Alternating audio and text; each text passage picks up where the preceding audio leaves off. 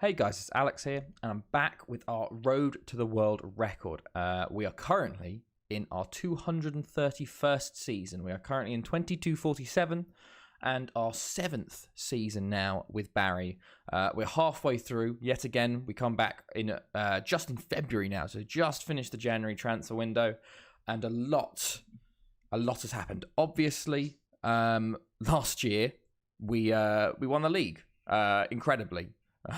This year might not be the case, but last year obviously we won the league. So what did we do as league champions? Quite a lot has happened since then. Obviously we had new major nations coming through, so I'll show you guys that 1 second. Where is it? Major nations. So the new major nations for this year: Italy, Spain, Germany, England, Russia, Bulgaria, Belgium, Colombia, France, Portugal, Ukraine, Croatia, Czech Republic, Brazil, and Turkey. So obviously this has been a bit of a change since the last one. If you compare it to the last one there, sort of Chile's gone, Greece is gone. Those were the two sort of big ones there. Obviously the World Cup has affected these outcomes a lot. Colombia are now in there. Brazil nearly out of the top 15. Netherlands still out of there, which is huge for us because we need to sign them. The Dutch are very much our people, but we've had a lot of transfers going. There's been a lot of business. If I show you what's happened, there's a lot of ins and there's a lot of outs. So basically, to start with, the biggest sale was Daniel Valenta to Ipswich for 25 million, which isn't bad at all. I'm very happy with that sort of money. 26-year-old Czechman. He was our third man last year. 23 appearances, 10 goals. He was decent, but when you sign him for 70k and you can sell him a year later for 25 million, you're not going to say no. Stoyanov also left. It was sort of the changing of the guard a little bit. He was getting old, 28. He's been here for a long time. We got him on a free in our first ever season. So six years with the club. 12.5 million to West Ham, not too bad at all. Stevan Ivkovic went to Marseille for 9.5 million. I'm very happy with this. Got him on a free transfer, played him 6 games, and sold him a year later for 9.5 million. And he looks like he's already playing. Oh, he's played in for the first team there. He's played more than he played for us, so not bad at all. Stexdale went to Port Talbot, interestingly enough, to 5.25 million. Not going to complain at all. Harry Mackay finally left for 3.7 million. The attacking midfielder, the Scotsman, got him for free, sold him. A lot of this is making money, which is very nice for us because we need to every year because our finances are always in the bin because we have only a stadium of 2,600 people. Michael Rasmussen also left to TNS, was just barely played last year. Eventually got a profit on him. He was a very good servant for us. One of our best players in that 42-43 season. So very nice. And then also Vaclav Strom never really made it with us. Basically got him for 600k, sent him out on loan a couple of times and got 2 million for him. So not too bad. Steve Guito, one of our youth prospects, left for TNS for 1.4 million. Just wasn't going to make it with us. We tried to play him a bit, sent him out on loan. He did all right, but 2 million... 1.5 million to TNS, they're not too bad. And then also another prospect. A lot of loans have gone out this year. That's a lot of players. A lot to Albacete because we've got a lot come in. Basically, let's show you the ins. Firstly, Hector Bello comes in. We signed him 2 years ago when he was 16. He was Colombian, so we signed him when Colombians were allowed, even though he's joined when we're no longer allowed to sign anyone. So he's gone off to Albacete for 2 years to try and gain his Spanish citizenship because obviously it only takes 2 years to get it. Well, only 730 days, which is very, very nice. Alex Jr. joined from Tom Pentra. This guy, we signed him for 1 million. His real name is Declan Keefe, but in our stream you can rename a regen, and we've decided to call him. Well, one of our I think it's Rob Washer decided to call him Alex Jr. So my hypothetical son. So he's a young Welsh striker. Let's see how well he does. He's going to be in the youth team this first year. Also, Alex Davies from Port Talbot joined, another 16-year-old Welsh centre mid. We had 2 Cameroonians join from Tico United for 40k. Cedric Ngoo, who is a 20-year-old Senegalese centre mid, and Alain Basilikin, who is a 21-year-old Cameroonian centre back. As you can see, Ngo's already got caps for Cameroon. When it's 40k, you might as well. They had a few decent stats. he's worth 2 million now. Maybe I'll sell him on. It's pretty good there. Jan Krečki joined from Sparta Prague from 60k. If he can go the way Valenta did, I would be very happy. But very cheap striker there, not too bad. Theo Stuckey joined from Zurich on a free transfer. He's a Swiss left winger. He's out on loan at Fiorentina this year. It's basically we're getting to the point where we're signing a lot of players now just to put through our youth system and our loans and make money that way, where maybe you sign them for free, you sign them for 50k, you send them out on loan with the wages covered for 50, for a couple of years, and then you sell them on, which is what we kind of need to do at this rate. But then we had Starcevic join for free as well, a Serbian striker, going to be hopefully a backup as well, so he's not too bad at all there. And then we actually get into our actual signings we've made now. So Marko Pejovic joins for 2.5 million. A lot of these will be rising to further when they hit 50 league games. That's how I do it. He's a Serbian 19-year-old centre mid, not bad at all. He was playing in the Turkish league, so we kind of missed out on him. But 2.5 million, not too bad. Didn't have the best of starts, so we've loaned him out for the second half of the season to La Liga.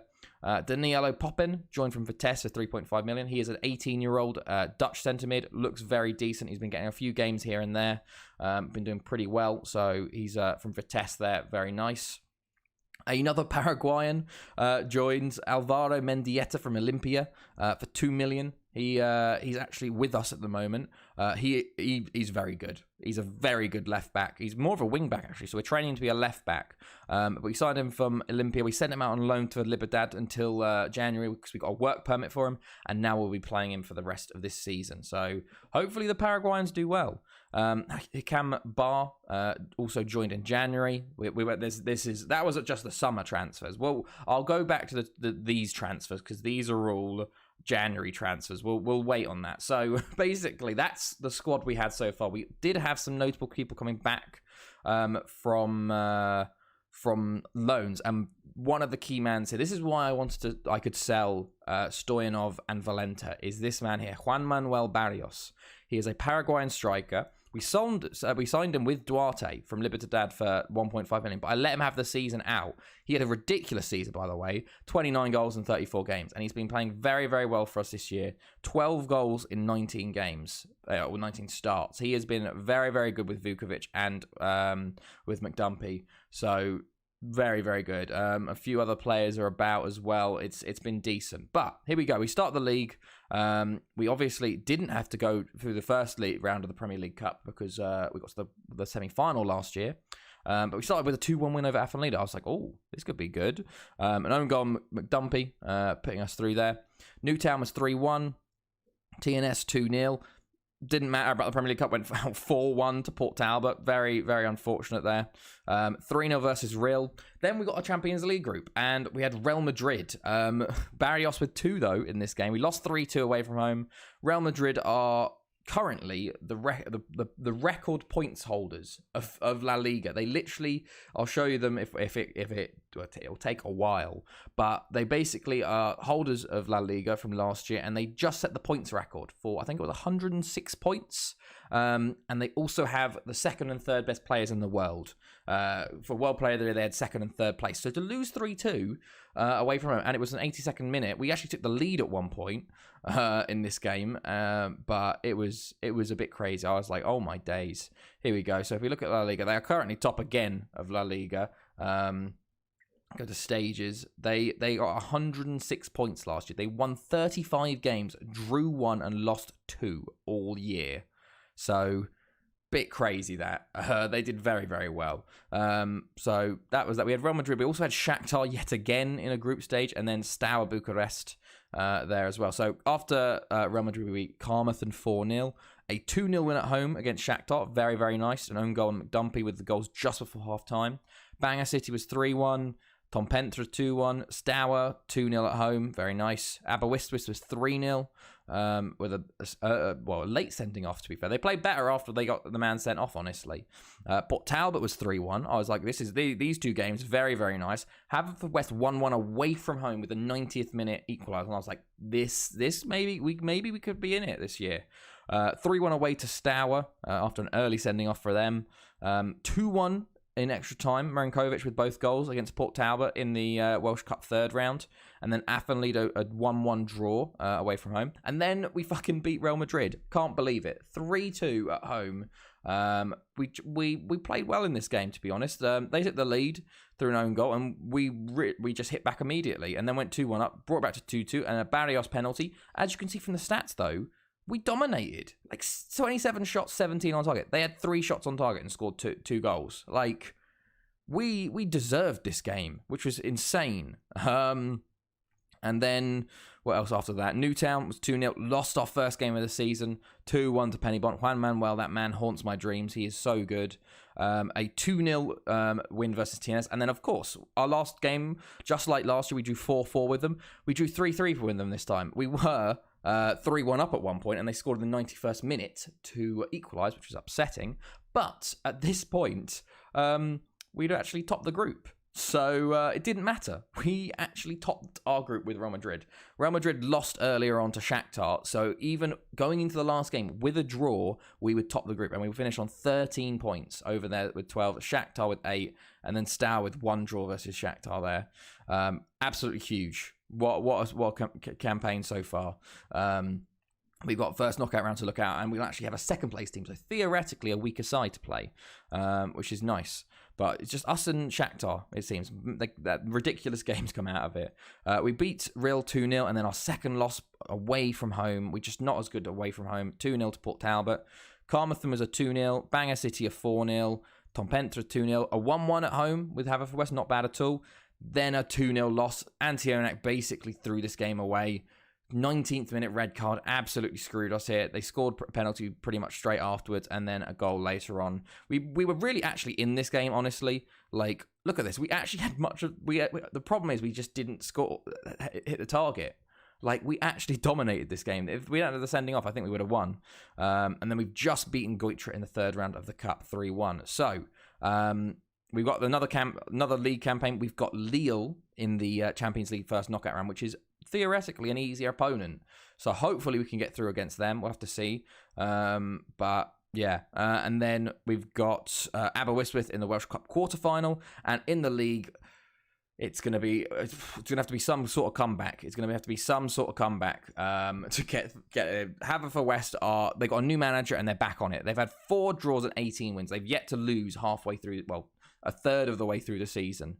2 draws have been against us and then Port Talbot and Athenlido, and we've already lost 3, so we're 7 points behind them already. We are way clear. Athenlido nearly didn't even get into the top 6. They've had 11 draws and 6 losses. They've only had 5 wins this year out of 22, which is insane. They've had less wins this year than Tom Pentra and TNS. I couldn't believe it. They were challenging us for second for the title last year. And now they're done to 6th. And meanwhile, Port Talbot are challenging us for 3rd. I think it's a battle for 2nd because Haverfordwest are way too far ahead. Us versus Port Talbot, we're already 11 points clear of Penybont and 14 clear of Aberystwyth and many clear, 25 clear of Athenlido. So it's going to be this battle for 2nd. Maybe there'll be some sort of comeback, but Haverfordwest are back on it. They have been smashing teams, honestly. So unfortunate there. But yeah, I did want to show you our transfers for January. I did show you Hector on loan. We've got him from Randers. He's a Moroccan-Danish striker. He's just been out on loan to Le Havre. We got Jude Emmanuel from Dolphins. He's a Nigerian at left back. He's gone out on loan to Alcoyano. We signed Yesid Rivas from Atletico Nacional. He's another Colombian we signed earlier, and he's finally arrived. He's out on loan at Albacete, trying to get his nationality. Atakan Demiroglu joined from Trabzonspor finally. We signed him at 16. He's finally got here. He's a Turkish-German right back. So we signed him when he was Turkish. Very, very good potential there at right back.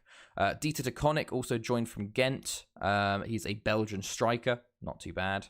Then James Arona from Enyimba, another Nigerian centre mid, out on loan at Freiburg. So basically, a lot of these are just they're free transfers. They're low wages. Might as well try and pick them up and see if one comes through.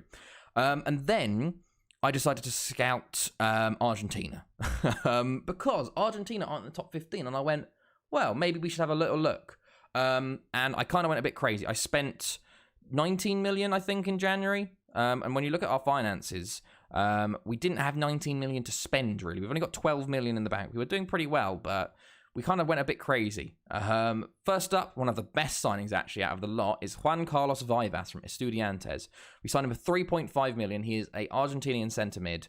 Very, very nice D-line playmaker. He's going to be one of our starting centre mids this year. He's already played 4 games. Hasn't had the best average rating, but we ignore that for the moment.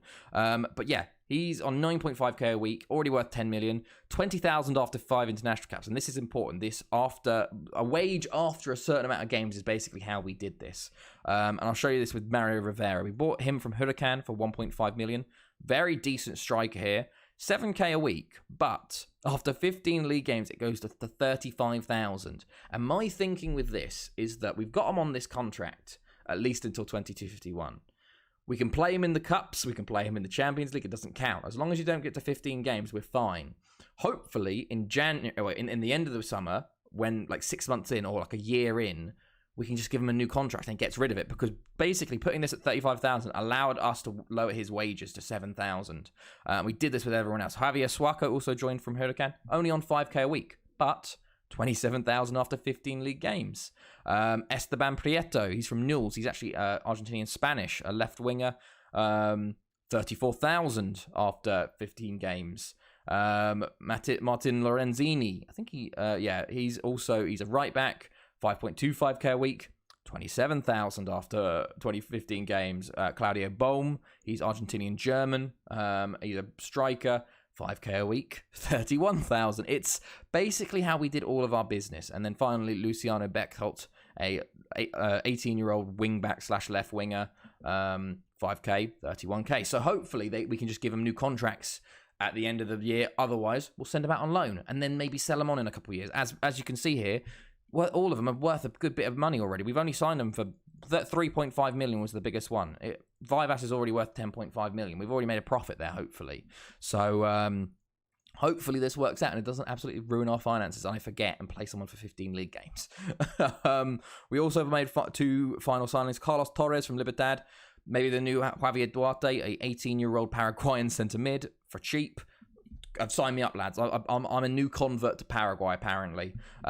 He's only on 1.5k a week. He's gone out on loan to Albacete. And then finally, Raul Reyes from Universidad de Chile. He's a Chilean centre-back, 19 years old. Pretty decent. Out on loan at Albacete. So that's pretty much it, lads. That's a lot of transfer business. I mean, a long episode. We've got new training and youth facilities being planned to come in. We basically lost these before we did all this transfer business, so our finances aren't looking the best. But yeah, it's a decent season. We're still in the Welsh Cup. We're still in the Champions League. We're fighting, but I don't think it's going to happen, unfortunately. I look around the other leagues. Ligue 1, PSG, and Lyon in a tight battle at the top. The Premier League, West Ham, it's a very tight battle. Pretty much from West Ham to Arsenal. There's 6 points. So West Ham, Middlesbrough, Chesterfield, Bournemouth, and Arsenal there. Can Arsenal bring it back? Can Bournemouth go back to back? Can we have a new person at the top? We'll have to see. German First Division, also very close. Bayern currently top. Frankfurt and Köln close behind. Serie A, pretty close. Inter and Real Vicenza at the top there. So maybe a new winner there. And then, La Liga, Real Madrid are pretty far. They're 5 points clear of Valencia already. Barcelona down in 6th at the moment. So not doing well at all. But yeah, that's pretty much it. It's been a long episode. A lot's been going on. But we will be back towards the end of the season, obviously. And I think, next year, we've got another season, obviously, but we've also got the Euros hosted in Portugal. So we'll have qualifying starting for that. So I hope you guys enjoyed this one. It's been Alex, and I'll see you guys next time.